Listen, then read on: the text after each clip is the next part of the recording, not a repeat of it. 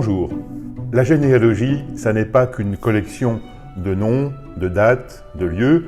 Non, faire de la généalogie, c'est rechercher le quotidien de nos ancêtres, c'est recréer leur environnement. Et cela passe également par les objets.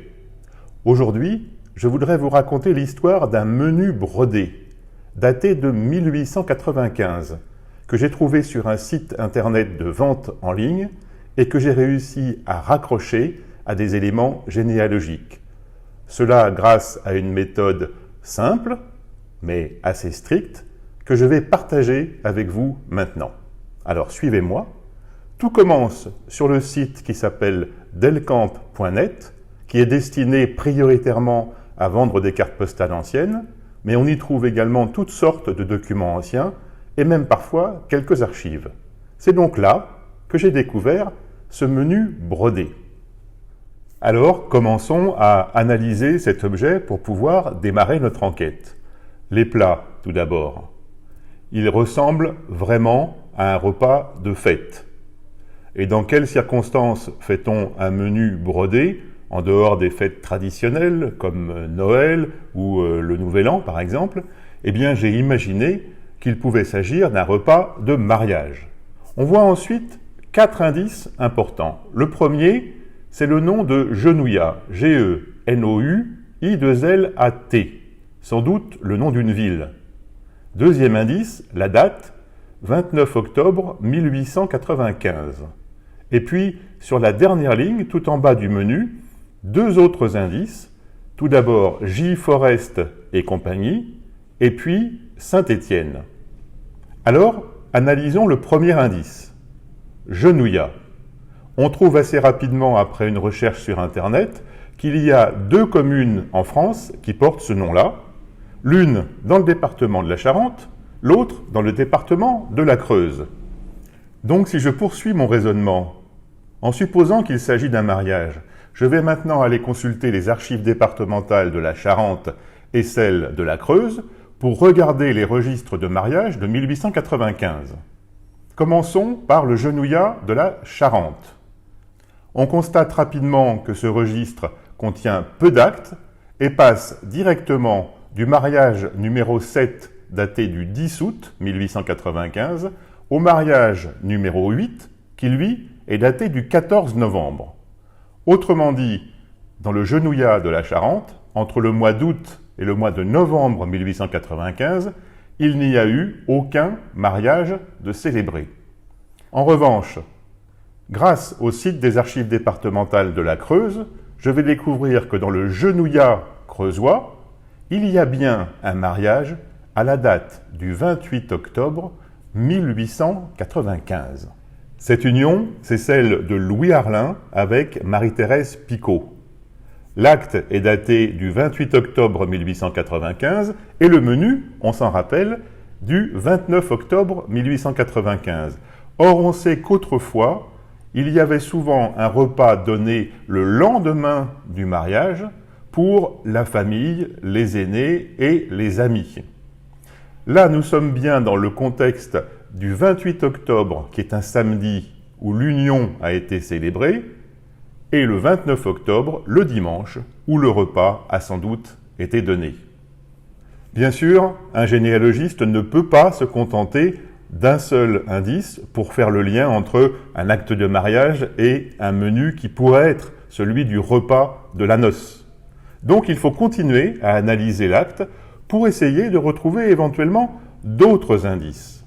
Regardons par exemple le statut du marié. Eh bien, il est chef de comptabilité à la Banque de France. À l'époque, c'est quelqu'un d'important.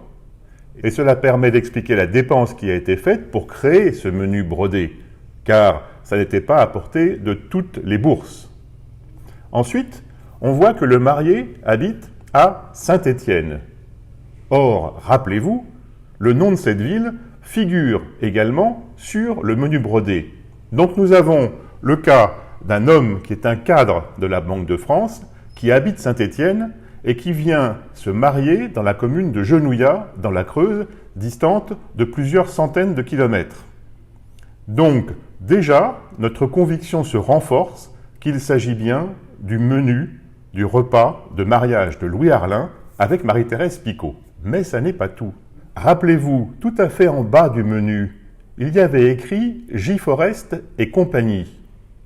Eh bien, une recherche simple sur Internet permet de retrouver des indices sur cette société. Car il s'agit bien d'une société, il s'agit d'une usine de tissage de rubans, de velours, de galons pour chapellerie, qui travaillait la soie, une des spécialités de Saint-Étienne. C'est donc sans aucun doute eux qui ont fabriqué ce menu brodé.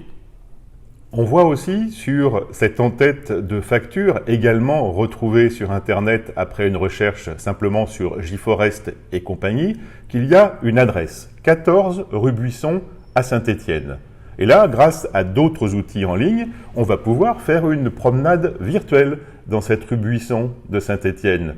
Et aux surprises, on découvre que le bâtiment imposant de cette usine de broderie existe toujours, et mieux encore, c'est la cerise sur le gâteau, il y a un fronton qui est toujours présent, où sont gravées les lettres suivantes, J. Forest et compagnie. Alors vous voyez, tous les faisceaux d'indices commencent à concorder pour rapprocher vraiment ce menu brodé du mariage qui a eu lieu le 28 octobre 1895 à Genouillat dans la Creuse entre Louis Arlin et Marie-Thérèse Picot. Et s'il fallait encore une preuve, dans l'acte de mariage, regardons où habite précisément le marié. Il est domicilié 8 rue Buisson à Saint-Étienne. Or, qu'est-ce qu'on a dit? J. Forest et compagnie, la société est domiciliée au 14 de la rue Buisson. Il y avait donc simplement 6 numéros qui séparaient le domicile du marié avec l'entreprise qui a fabriqué le menu brodé. Il n'y a plus de doute possible, nous sommes à 99,99% de certitude qu'il s'agit bien de ce menu de mariage. Alors vous voyez, grâce à cette méthodologie, simple mais stricte, comme je vous l'ai annoncé dès le début, on peut facilement faire le rapprochement, le lien entre l'objet, le menu brodé, l'événement, l'acte de mariage, et puis bien sûr les ancêtres, Louis Arlin et Marie-Thérèse Picot. Alors, on peut dire que l'énigme est résolue, mais j'ai voulu aller encore un peu plus loin pour humaniser tout ça, et donc je me suis rendu à Genouillat, dans la Creuse. J'ai voulu voir à quoi ressemblait la mairie où ils se sont mariés.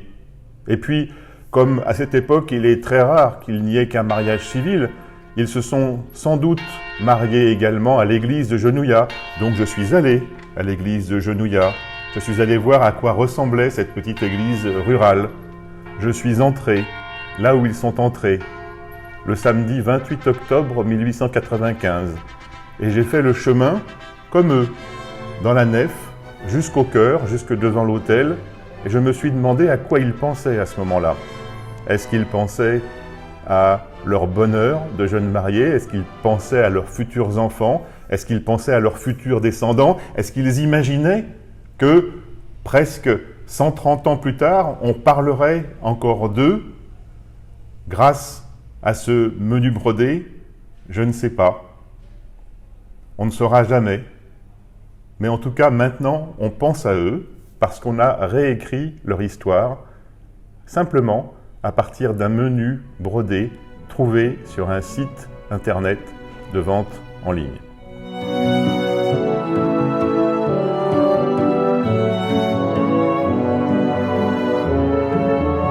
Et pour conclure, je voudrais vous livrer une dernière astuce. Les alertes sont possibles sur le site delcamp.net. Elles sont totalement gratuites. Vous pouvez mettre une alerte sur un patronyme, sur un nom de lieu, sur un nom d'entreprise, de société, de commerce, même sur un nom de rue, éventuellement. Et dès que quelqu'un va proposer sur le site Delcamp un objet où il va indexer un de ces mots-clés que vous avez mis en alerte, vous allez recevoir un message électronique. Et vous pourrez aller voir ce document, éventuellement l'acheter, c'est votre affaire, mais vous pouvez aussi simplement le consulter et éventuellement retrouver comme cela des documents, des objets qui ont appartenu à vos ancêtres ou qui les ont concernés directement à un moment donné de leur vie. Voilà une autre façon de faire de la généalogie, de compléter nos recherches et de faire revivre le quotidien de nos ancêtres. Je vous remercie et je vous dis à bientôt.